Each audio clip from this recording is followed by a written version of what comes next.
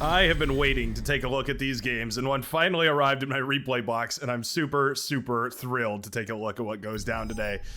Hello everybody and welcome back to the Brightworks, where what I've got for you today is a game that was a warm-up game for the Netherlands team played against the French team. This is part of the Beyond All Reason Nation Wars circuit, so they run a tournament between different nations that sign up and build their teams and compete against each other. It's real good fun.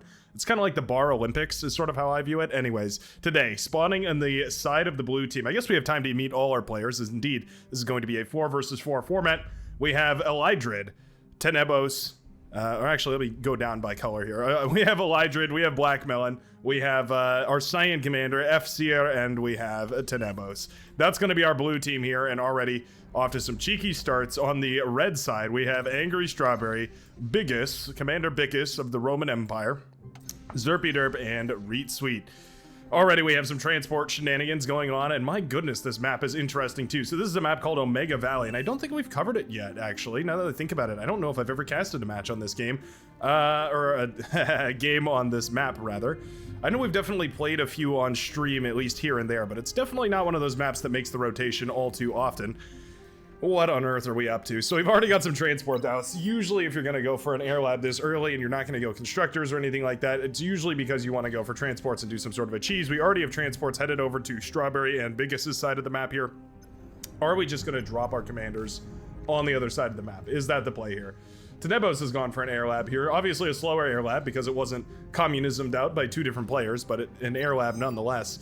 But 6.5 metal extractors times 4 right here in the middle of the map. This is not one of those low metal maps that you sort of have to kind of fight for every single metal spot. This is one of those maps that has metal all over the place. You can definitely see this map is definitely one of those maps that you can afford to run a very metal dense vehicle economy without really suffering all too much. Okay, here we go. Strawberry transporting the commander forward alongside Reet Sweet. Tenebos likewise moving the commander forward here. Are we going to go for some fighters? There are rascals in the backline tearing apart this economy over here. This is terrible right now for Zerpidupe, who's already put down so much metal into that lab and as well into all the economy back here, but it'll be shut down by those really cheap early T1 scouts. Tenebo's flying all the way across the map here. What on earth are we going for? I guess Tenebos decides that we're going to go for the red base over here. Going to move on in. Elydrid moving into this northern section, the little valley over here, and we are off to a race. This is hilarious. All right, where do we go from here? Well, somebody's gonna have to start producing units. Right now, the Hot Pink Commander, Biggis, has most of the units out on the field. It's mostly grunts. There's also these rascals in the backline though, and they have been doing a good job of sniping this economy. They will eventually go down to the grunt that was sent back in this direction, but this lab will be destroyed. Yeah, capture command went down for Tenebos, so the self-D was the only way to prevent a full loss right there, and Tenebos will be denied. The capture on that lab right there, one of those superpowers the commanders have, is the ability to capture units. Okay, we're in a weird situation, but not an entirely unstable one. The red team now with a stronghold on the southern side of the map and a stranglehold over the middle of the map here. Yeah, you can see so much metal, but very, very low energy right now. Everybody on the red team is struggling to find the energy. The blue team, a little bit more stable, I have to say. Now, Strawberry, looking for some retaliation, decides to fly a Finch across the map to get a little bit of scouting done, and will indeed drop her commander right on top of the main air lab of the green commander. What a hilarious trade. Strawberry essentially doing exactly the same thing that we just saw here. We're gonna go for a D-gun, or are we actually just gonna go, looks like a D-gun, yeah. When the energy gets there we go. D-gun eventually connects, and that'll mean that the lab goes up in smoke, the constructors and the metal extractors, all the rest of it pop right here. And now suddenly the red team holding kind of the southern side of the map, and the blue team holding mostly the northern side. And we're building up some incisors right here. 1 or 2 incisors not going to cut it, although that commander here in yellow doesn't have very much energy. Could definitely be a problem if we need some rapid onset D-guns and we just don't have the energy for it. Either way, this is a dangerous problem. Yeah, we're recalling tons of forces. You can see the incisors, the blitzes, all of it, but I don't think they'll make it back in time before, at the very least, Strawberry is able to blast down this vehicle bay. You can see we start up the reclaim. No way that's going to happen. Oh, Strawberry beset upon by all of these units here. Not enough energy for D-guns, so we'll sacrifice the commander to bring down the production here. Also taking down tons and tons of those tanks, though. You know what? Probably a cost-efficient trade right there. Yeah. I would say probably cost-efficient only because, of course, losing that commander did take out the main production center here for F-Seer. So the fact that there's no longer any production whatsoever for the Cyan commander means it's going to be a good long while before we can actually take advantage rather of the metal that's now been deposited over there. That, as well as the fact that we've taken out well over 1,250 metal of labs, energy, and metal extractors. The Nebo's not quite done yet. I wonder if some anti-airs would be wise. Yeah, looks like Biggest agrees. Gonna go for an AA tower. Now, proper micro right here from Tenebos. Yeah, and we won't lose it to the AA tower. But certainly the AA tower does deny the transport moving any further in, right? It also shoots down the scout here, so that's quite nice. Tenebos heading for the lab, though. This is tricky. So tricky.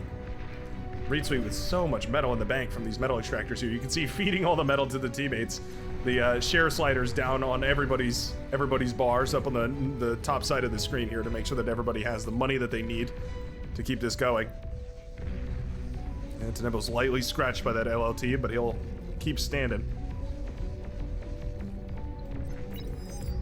Tenebos is walking forward here. I wonder what the plan is. I sincerely wonder what the plan is. Reed Sweet transporting around. I'd love to see Reed Sweet go up north here to clear out Tenebos' little facility. There are some LLTs over there, so you do have to be careful about that. Strawberry just using this sort of sector that she's carved out for herself in order to build up a suitable economy, going into some of those Armada bots. We have the construction tower here too. All that is to say that we have enough build power to fix all this. Okay, well, you know what?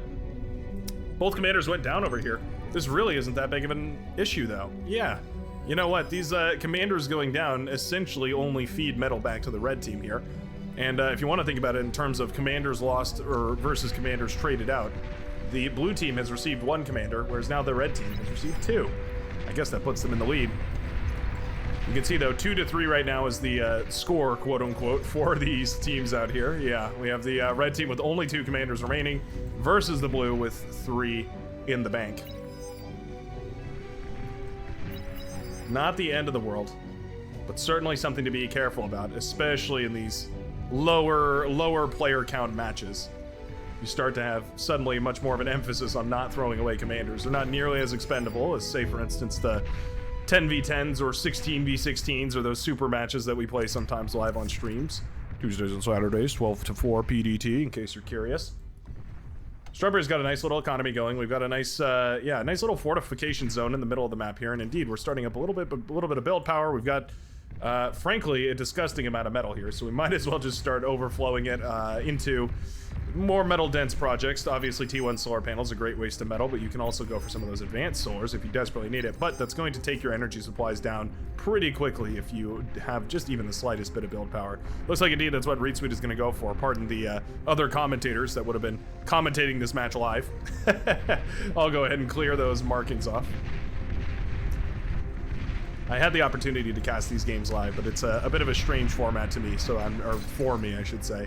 So I didn't end up doing it. One of the things is that for fairness sake, you have to cast the games with a 5-minute delay. And unfortunately, I just love you guys too much. Love interacting with the live chat way too much for that. So not my format, unfortunately. It's not to say I won't do it. It just wasn't convenient this time. Thugs dismantling the base over here for Tenebos. And I believe this is the last base for Tenebos too. Yeah. This is actually all Tenebos has on the map right now, so this is pretty critical for the green commander to hold, at the very least. It's not the blue team couldn't give a couple more units, a couple more constructors, all that stuff to the green commander, but certainly it'd be a little bit inconvenient to have to go through all that. Sacrificing your own economy to get your teammate back up and running. That's what it's all about, but it's undeniable that at the very least it does cost you significantly. Thugs moving forward right here. I think Thugs are a great choice, especially considering the crazy metal advantage that we have right here. So this is interesting. What essentially we're seeing is Reed Sweet is the economy. He's the beating heart of the red team right now, whereas the other players are essentially the production. So we have this metal being overflowed constantly to the other teammates. Yeah, I mean, you can see the entire red team completely full on metal, but with no energy whatsoever. My goodness, yeah, we just need more and more solar panels, more and more advanced solar panels. Somebody has got to produce a bunch of energy so that hopefully we can actually spend that metal. I feel like if the red team was actually able to put the metal advantage that they've had out on the field, they would have easily swamped through the blue team by now. But the fact that they've been so E-starved this entire game means that they just haven't had the opportunity to actually spend their money. Janus tanks now rolling forward, launching volley after volley of missile directly into the base over here. We're targeting down some of those advanced solars. Commander explosion over here, by the way. I have to adjust my camera, pardon me. Strawberry takes down the commander and Cyan. Meanwhile, these blue tanks continue rolling forward. There's Janices trying to, at the very least, blast apart whatever they can. Advanced solars stay up and running, though. These are so critical right here for the orange commander. They're essentially the lifeblood, keeping this entire facility up and running, pumping out units left, right, and center. For the time being, I think I'd like to see Biggest go heavily into some advanced solar panels, just because he's more or less comfortable on this southern side, has a little bit more space to move, but obviously this game has become absurdly unparalleled in the way that the units and teammates and everybody else are positioned here. Very difficult to read what's a safe and what's an unsafe angle. We denied 2 of the metal extractors over here. That's quite nice. 6.5s. Mark 13 metal going down right there. Yeah, a lot of shell shockers step forward here. Oh, okay. Yeah, shell shockers caught a little too far forward right there. Definitely dangerous. Don't want to overstep your zone. Black Melon also caught without any energy for D. Well, okay, you know what? I spoke too soon. Caught with enough energy for D guns. He was low on energy for a second there, but had enough in the bank.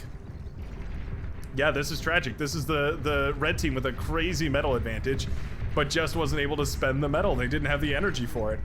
That's a problem I run into all the time. Notorious for e-stalling all over the place. Zerpiderp in a weird situation, forced to rebuild on this hillside. Love to see that we're going for the advanced solar at the very least, overflowing a bunch of energy to the team, but that's okay. I think the red team finally has energy to spare. I think in large part due to the overabundance of T1 solar panels over here, but also the fact that the production over in the orange has gone down here. Yeah, that production going down definitely loses a lot. We do have resbots coming up here to try and resurrect whatever they can. This is a tricky battle. Yeah, Strawberry forced to fight in a choke point with bots versus vehicles. Never a comfortable situation, that. Cyan Commander loses a couple of units to a free volley from Strawberry. Not the end of the world, though. There goes forward vehicle bay for the yellow commander. Going to try and put a little bit more pressure up here. We do have an exploiter that was thrown up. That's actually quite nice. Exploiter is extremely resilient, especially against T1 right here. But this is a big push. This is a huge push. Tons and tons of blitzes headed across the map. 16 to be precise. And I can't help but wonder exactly where they're going to be pushing towards. Looks like they're going to head down towards the southern side, towards the hot pink commander's base. Biggest's base.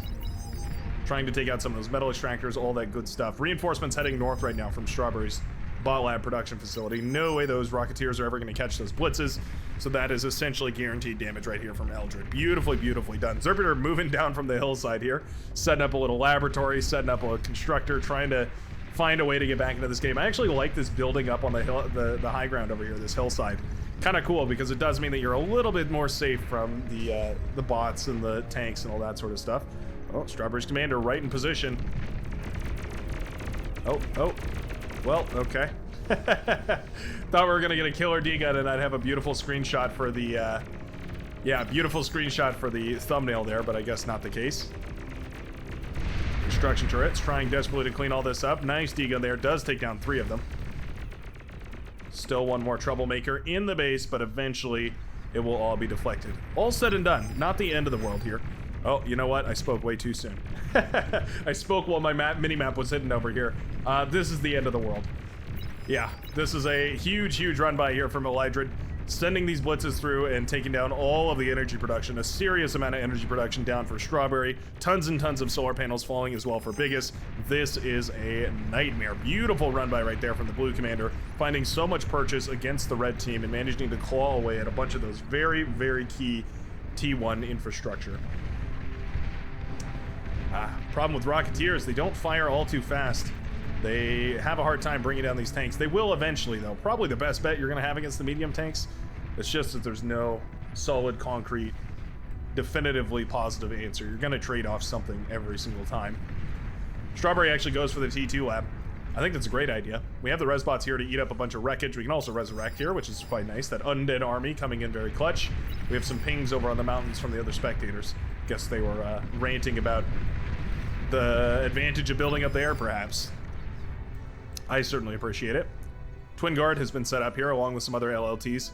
No way that we're going to be able to take that down with the commander's D-gun unless we can cloak and move over there. We are getting to sufficient energy levels that it might be possible now But already the economies have been completely trashed in the backline. You can see we're trying desperately to res whatever we can in the back here for the hot pink commander, but so many metal extractors have fallen right now. We desperately need these all rebuilt immediately. We have a single constructor working on it. I wouldn't mind seeing 2, 3, or 4 more built here to try and get that economy back up and running. Thug's doing a tremendous job of shutting down Tenebos. A little bit of multi-dimensional pressure. Always sounds super fabulous and you know, special when I say that. I just mean that there's pressure on multiple sides of the Green Commander's base right now, making it very uncomfortable for, yeah, Tenebos to hold this position. And I do fear that the Lime Green Commander will be meeting his end here eventually as these units finally win out in the end for the red team. Just as that is ongoing, the T2 lab completes, but no units have been produced yet, and that does mean that Strawberry is at risk of losing it all. The build power is under fire. T2 Constructor just waddles its way out of the lab and directly into the fire. Oh, that hurts. Yeah, getting that first 430 metal T2 Constructor out of the lab, only for it to be blasted to smithereens, definitely hurts. Now, this can be resurrected here, so luckily Strawberry still has those Lazarus, so they can bring all this back to life, but there's no denying that this is absolutely a pain to have to go through rebuilding. Medium tanks here will clean up some of this. We need a beamer turret or something up here to lock this down. Well, I guess if those cyan units turn around. I thought they were going to go up into the hills there and clean all that out, but maybe they don't have vision. In fact, why don't we check that?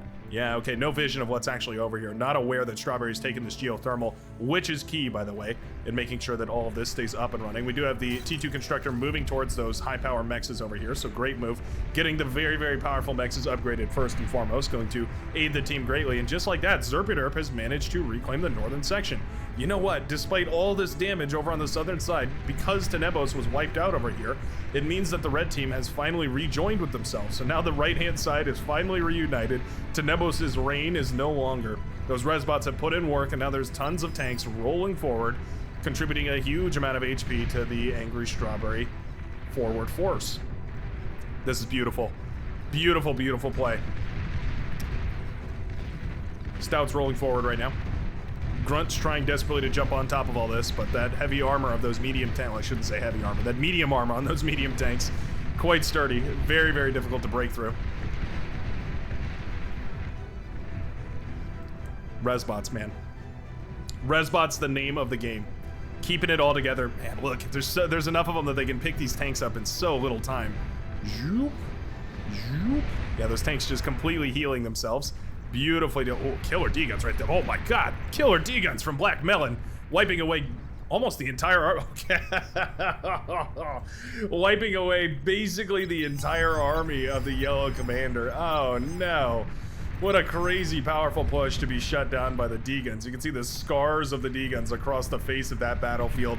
That was a beautiful play right there from the Purple Commander. It was a last-ditch effort to keep it all alive, but in the end, it 100% saved the day. We do have a Rattlesnake coming up right here, by the way.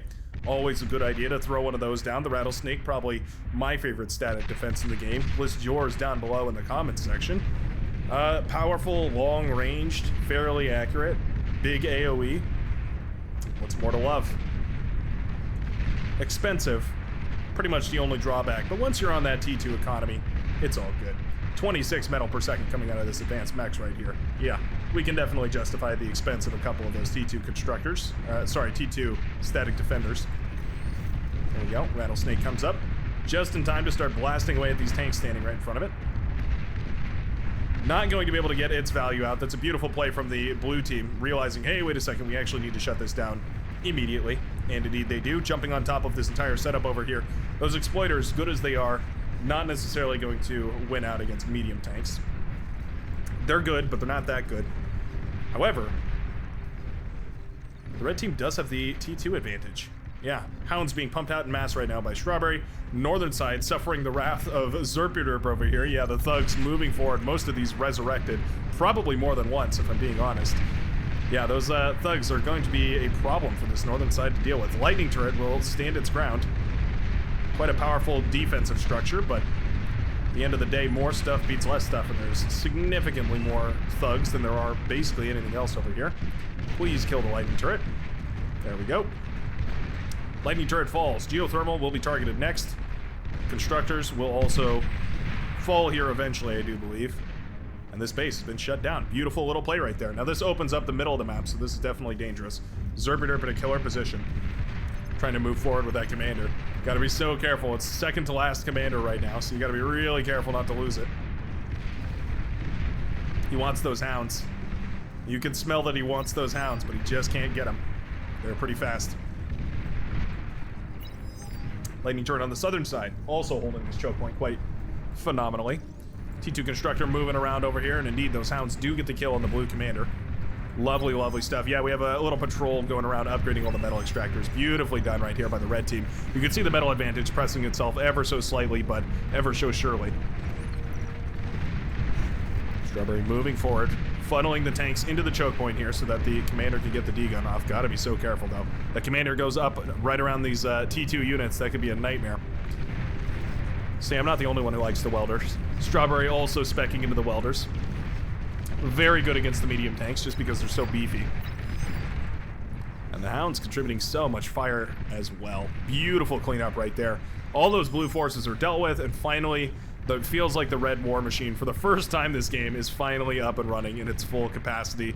The red team is swarmed, I should say, across the entire right-hand side of the screen, finally locking down all of their half of the map. But that will be a crazy economic boon to them as they already have the T2 to upgrade everything on the back of all this. T2 constructors have been handed out as well, going to be upgrading that economy semi-passively in the background here. Going to be slowly but surely contributing more and more firepower here. We do have lightning tanks. Lightning tanks good, but lightning tanks squishy. Very, very low HP, very thin armor plating on those bad boys, those Trioptian bad boys. Tricloptian? That's the word. Three-eyed. I guess they're not three-eyed though, they're three-tracked. They've got like, I guess they're four-tracked. They have 2 tracks and 2 wheels. What's the term for a vehicle that has tracks and wheels? Is it a truck? Is it a tank? A trank? Perplexing. Not perplexing though are the welders, hounds. Welders, hounds, radar, and radar jammer. It is a composition about as old as the Armada race itself. Cortex, of course, has its counterpart, simply swapping out the welders for sumos and the hounds for Sheldon. But this is basically the bread and butter right here for any Armada commander. It's the first build order that you pretty much, or the first composition rather, that you learn how to control effectively. Just keeping your hounds in the back, keeping your welders up front, and then moving it forward slowly but surely. Of course, the resbots are quite valuable as well for patching anything up and picking it all up after you've lost anything on the front lines. But all said and done, this composition is fairly replaceable too. Very easy to just rebuild the units and send them to the front and keep replenishing your resources that way. With the map well under the red team's control, this is looking phenomenal for them. Yeah, you can see, I mean, this is one of those maps that's balanced around the center point, right? So it's effectively nobody is supposed to have the center, or whoever has the center has a huge advantage. We do have a rattlesnake built right here for the purple commander, by the way. Firing away at the rattlesnake over here in red. Missing, actually. Trying desperately to hit it. There we go. Does manage to take down that rattlesnake. Doesn't notice, though. Oh, no. We can see the wreckage. Yeah, we gotta stop firing. Oh, well, we might kill a constructor for it. Rattlesnake will fall. All right. Resbots patch back up the rattlesnake in red. And just like that, the blue team decides that it's time to throw in the towel. Beautiful comeback right there from the red team. They really were hanging on by a thread. The Nebos up on the top side was causing so many problems, but once they managed to get that hole in the armor patched up, they managed to rally behind a substantial T2 force and eventually break the blue team. Beautiful, beautiful game. Absolute chaos, and I love to watch these high-level players play. What a good game. Thanks a ton for watching. I sure hope you enjoyed, and I will see you in the very next game of Beyond All Reason. Peace out, everybody.